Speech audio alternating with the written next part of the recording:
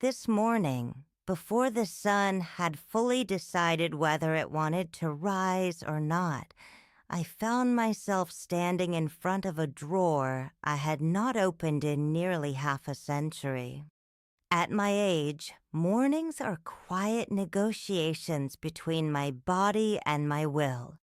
My bones make their complaints known. My hands tremble like old leaves. But my mind still remembers everything. And that is both a gift and a curse. My name is Clara Whitfield. I am 102 years old. I live alone in the same wooden house my husband built with his own hands in 1953. The porch still creaks in the same places.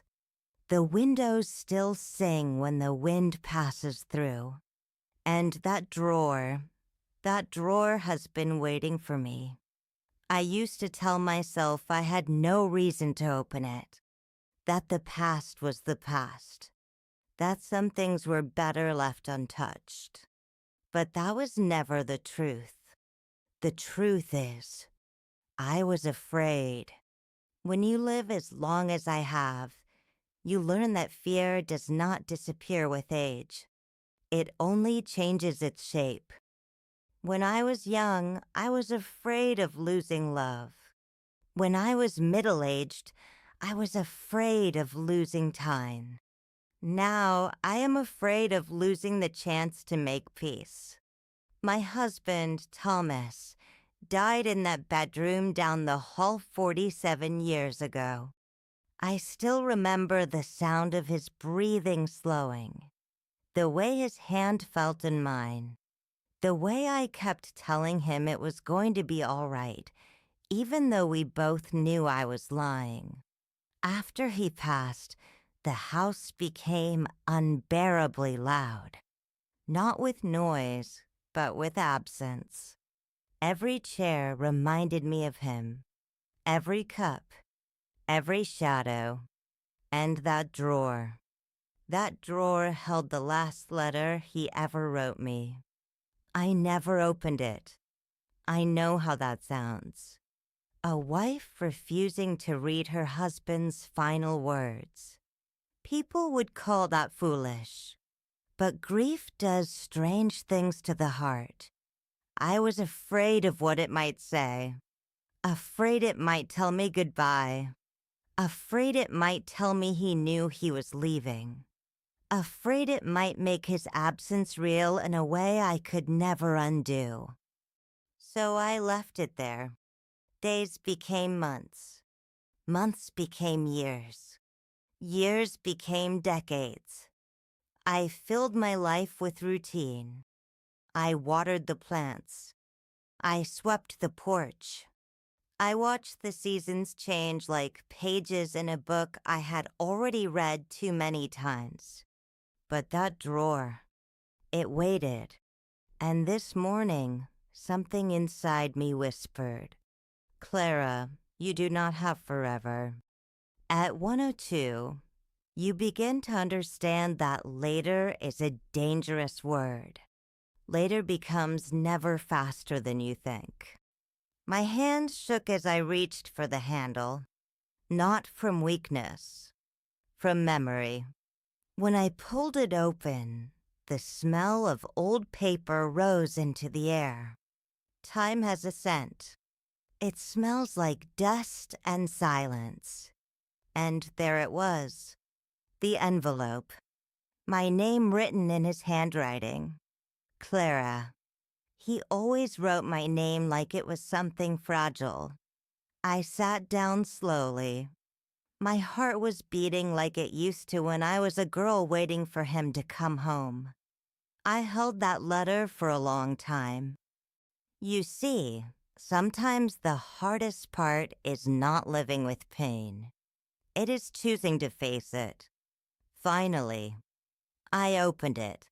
Inside was a single sheet of paper. His words were simple. He wrote, "My Clara, if you are reading this, it means I am gone. But I need you to know something. You gave me a life I never thought I deserved. You taught me that love is not something you say. It is something you do. Every day. Do not spend your years holding on to my absence. Spend them honoring what we had. Laugh again. Sit in the sun. Forgive yourself for the days you could not save me. It was never your job to save me. It was your job to love me. And you did. I am not in the past, Clara. I am in every moment you allow yourself to live fully. Do not wait to live. All my love, Thomas. By the time I finished reading, I could no longer see the paper.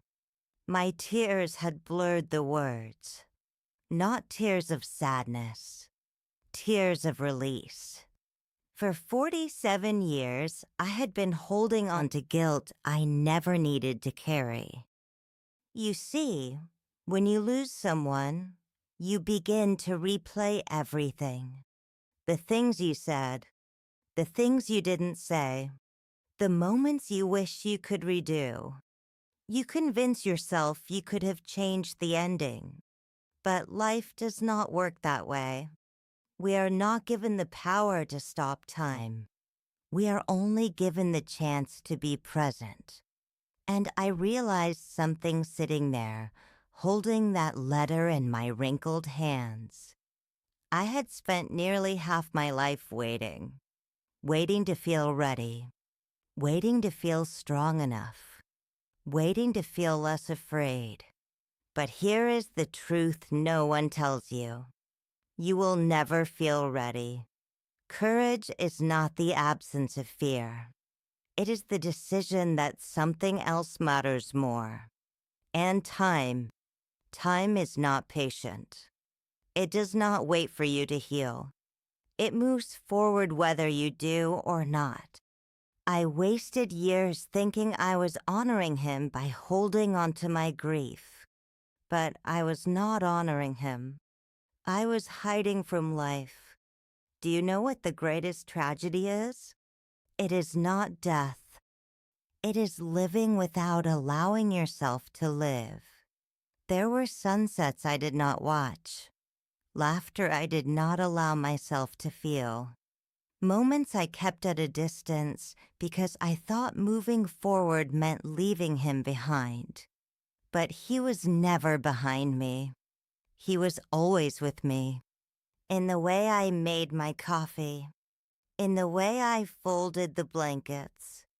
In the way I still talked to him when no one else was listening. Love does not end.